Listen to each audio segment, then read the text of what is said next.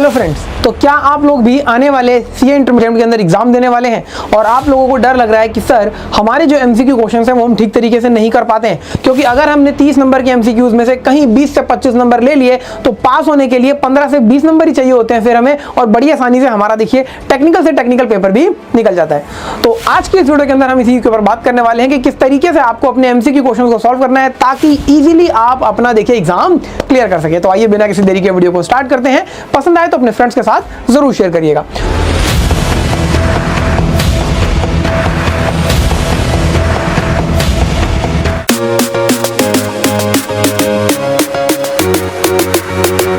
किस तरीके से आपको एमसीक्यू क्वेश्चंस को करना है, इसके लिए पहले कुछ हम जनरल बातों को समझ लेते हैं। देखिए, आपके एग्जाम के अंदर जो 30 मार्क्स के एमसीक्यू क्वेश्चंस आ रहे हैं, इसके अंदर कोई नेगेटिव मार्किंग नहीं है। इसका मतलब आपको सारे क्वेश्चंस को अटेम्प्ट करना है। आपको जितने क्वेश्चंस बहुत अच्छे से आते हैं सभी अटेम्प्ट कर लीजिए। क्वेश्चंस नहीं आते हैं तो कोई दिक्कत वाली बात नहीं है, आप अपना गेस लगा सकते हैं, यानी कि तुक्का लगा सकते हैं। ठीक है जी। तो सभी क्वेश्चंस को आपको एग्जाम के अंदर करके आना है, इस चीज का आपको ध्यान रखना है। इसके बाद जो आपकी देखिए क्वेश्चंस आते हैं, ज्यादातर क्वेश्चंस आपको केस स्टडी बेस देखने को मिलते हैं। केस स्टडी बेस देखिए क्वेश्चंस इस तरीके से होते हैं, छोटी सी कहानी बनाकर इंस्टीट्यूट आपसे क्वेश्चन उसके अंदर पूछता है।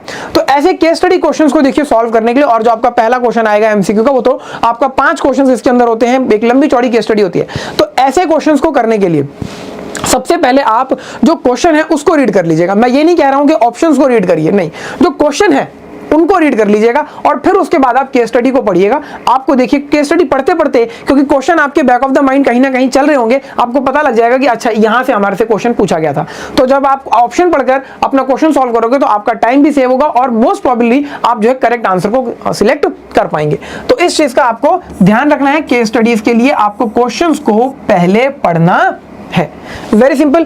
इसके बाद देखिए, आप जो एमसीक्यू क्वेश्चंस करेंगे कभी भी बिल्कुल स्टार्टिंग में और बिल्कुल एंड में एमसीक्यू क्वेश्चंस नहीं करने चाहिए। स्टार्टिंग में करते हैं तो आपका दिमाग देखिए उतनी तेजी से काम नहीं कर रहा होता, प्रेशर में होते हैं कि यार एग्जाम पता नहीं कैसा होगा, इसीलिए। और एंड में करेंगे तो टाइम कम होता है और वहां पर बच्चे जल्दबाजी में फिर क्वेश्चंस को गलत कर देते हैं, और कई बार ऐसे क्वेश्चंस भी गलत हो जाते हैं जो आपको अच्छे से आते थे। क्यों? क्योंकि सिली मिस्टेक होने के चांसेस बहुत ज्यादा बढ़ जाते हैं। तो ऐसी सिली मिस्टेक ना हो, इसके लिए आपको क्या करना है, पहले कोई भी 2 डिस्क्रिप्टिव क्वेश्चंस आपको करने हैं। अब यहां पर देखिए आपके जो इनिशियल 15 मिनट मिलते हैं रीडिंग टाइम, वो बहुत ही क्रूशियल होता है, क्योंकि उसमें आपको ये चीज आइडेंटिफाई करनी है कि कौन से क्वेश्चन बहुत अच्छे से आपको आते हैं और जिन्हें आप इजीली और जल्दी कर सकते हैं। तो उन क्वेश्चंस में से कोई भी 2 क्वेश्चंस आपको देखिए पहले करने हैं, और ये क्वेश्चन जब आपके 2 हो जाए तब आप अपना एमसीक्यू पर जाएंगे।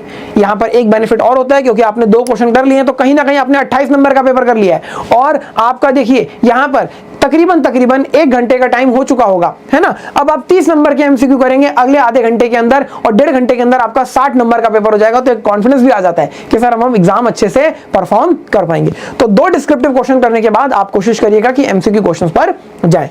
ठीक है जी। अच्छा, अब यहां पर एक बात और समझनी है, क्योंकि आपको टाइम का भी ध्यान रखना है। तो क्योंकि आपके पास 30 नंबर के एमसीक्यू हैं और 1 नंबर से लेकर 2 नंबर के क्वेश्चन आ सकते हैं, तो आपके पास मैक्सिमम जो टाइम आएगा एक क्वेश्चन को करने का, देखिए वो 1 से 2 मिनट का आएगा। तो अगर 2-2 मार्क्स के क्वेश्चन आते हैं तो 2 मिनट का टाइम होगा। 1 नंबर का क्वेश्चन है तो कोशिश करिएगा कि आप उसे 1 मिनट में कर पाएं। ये थी कुछ जनरल बातें आपके एमसीक्यू क्वेश्चंस को लिए जिन्हें आपको फॉलो करना है। अच्छा सर, ये तो बात हो गई कि एमसीक्यू किस तरीके से करने हैं, थोड़ा सा बताया, लेकिन अब हम बहुत ज्यादा कई बार फंस जाते हैं कि हमसे क्वेश्चन सॉल्व नहीं होते, क्या करें। तो देखिए, जब भी आपके सामने ऐसे क्वेश्चंस आए जहां पर आपको ऑप्शन कुछ पता ही नहीं चल रहा, आपको समझ में ही नहीं आ रहा, आपको क्या करना है, आपको एलिमिनेट करना है उन ऑप्शंस को जो कि आपके बिल्कुल वियर्ड हैं, बिल्कुल अलग से ऑप्शंस हैं। आपको क्वेश्चन पढ़ के समझ में आ जाएगा कि यार इसमें ये जो 2 बातें आ रही है, ये जो एक बात आ रही है, ये तो बिल्कुल ही अलग है हमारे क्वेश्चन से, इसका तो कोई लिंक ही नहीं है। ऐसे जितने ऑप्शंस आपको मिले, जो कि 1 से 2 मिलेंगे, उनको बिल्कुल आपको हटा देना है। और ऐसा करने के बाद आपके पास या तो 2 ऑप्शन बचेंगे या 3 ऑप्शन बचेंगे। फिर आपको क्वेश्चन को पढ़ते हुए क्वेश्चन को दोबारा से एक बार देखोगे और फिर अपने ऑप्शंस को देखोगे, जो आपको सबसे ज्यादा क्लोजेस्ट ऑप्शन लग रहा है उसके ऊपर आपको टिक करना है। ठीक है जी। अच्छा सर, ये तो समझ में आ गया हमें कि क्लोजेस्ट ऑप्शन के ऊपर टिक करना है। क्वेश्चन पढ़ेंगे हम, फिर उसके बाद ऑप्शंस पढ़ेंगे, फिर हमें समझ में आ जाएगा। लेकिन कई बार ऐसा होता है कि हमें बिल्कुल ही याद नहीं आता, या फिर कई बार ऐसा होता है कि सर हमें ये पता लगता है कि हाँ ये क्वेश्चन हमने देखा तो था, ये टॉपिक हमने पढ़ा है, लेकिन अभी क्लिक नहीं कर रहा, है ना, अभी क्लिक नहीं कर रहा। तो आपको उस सिचुएशन में क्या करना है, आपको देखिए एक रिवर्स टेक्निक का यूज करना है। रिवर्स टेक्निक का क्या यूज करना है, आपको उस टॉपिक को आइडेंटिफाई करना है, उस चैप्टर को आइडेंटिफाई करना है जहां से वो क्वेश्चन पूछा गया था। For example charge under GST से था, तो आपको पता लग गया चार्ज अंडर जीएसटी। अब उसमें भी आरसीएम का क्वेश्चन है, कॉम्पोजिशन स्कीम का है, रियल एस्टेट सेक्टर का है, या section 9 subsection 5 electronic commerce operator का है। आपको ये चीज आइडेंटिफाई करनी है और फिर आपको सोचते सोचते जाना है उस पर्टिकुलर टॉपिक पर। आप देखेंगे कि आप करेक्ट आंसर तक पहुंच गए, और अगर नहीं पहुंच पा रहे हैं तो कोई बात नहीं, थोड़ी देर के लिए उस क्वेश्चन को छोड़ देंगे और अगले क्वेश्चन की तरफ मूव ऑन कर जाएंगे। आपको बाद में कहीं ना कहीं वो याद आ जाएगा। ठीक है जी। अच्छा, इसके बाद आपको एक चीज और ध्यान रखनी है, जब आप इस तरीके से काम करेंगे जहां पर आपको लगता है कि सर हमें पता नहीं चल रहा, हम गैस लगा रहे हैं, तो आपको ऑप्शन ए और ऑप्शन डी को ना कोशिश करनी है कि उसे अवॉइड करें, और जो ऑप्शन बी है आपके पास और जो ऑप्शन सी है उन्हें आपको थोड़ा सा ध्यान देना है, क्योंकि हाई प्रोबेबिलिटी होती है कि इन दो ऑप्शंस के अंदर ही आपका करेक्ट आंसर हो। यहां पर आपको एग्जामिनर के देखिए थोड़े से पॉइंट ऑफ व्यू को समझना होगा। एग्जामिनर देखिए जब पेपर बनाता है या कोई भी व्यक्ति पेपर बनाता है तो वो ये नहीं चाहता कि क्वेश्चन पढ़ते ही, एमसीक्यू क्वेश्चन में खास तौर पे, आपको ऑप्शन ए ही करेक्ट मिल जाए। कोई ये नहीं चाहता, या फिर आपको 3 ऑप्शन पढ़ के जाना पड़े और ऑप्शन डी आपको करेक्ट मिले।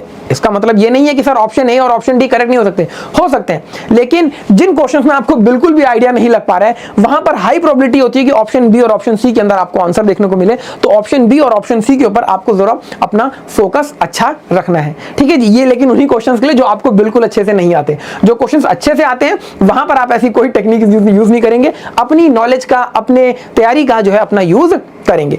इसके साथ साथ सर अब इन तरीके के क्वेश्चंस को हम कहां से करें, तो इंस्टीट्यूट देखिए आपको बहुत अच्छे से अपने स्टडी मटेरियल को कहता है कि फॉलो करो, क्योंकि यहीं से बनते हैं। इंस्टीट्यूट के देखिए एमसीक्यू बुकलेट आती है, आप उसको देखिए, पास्ट एग्जाम के क्वेश्चंस आते हैं, एमटीपीज आते हैं, उनको देखिए। इसके साथ साथ जो सबसे ज्यादा इंपॉर्टेंट है वो है आपका स्टडी मटेरियल। आपको स्टडी मटेरियल को बहुत अच्छे से देखिए पढ़ना है।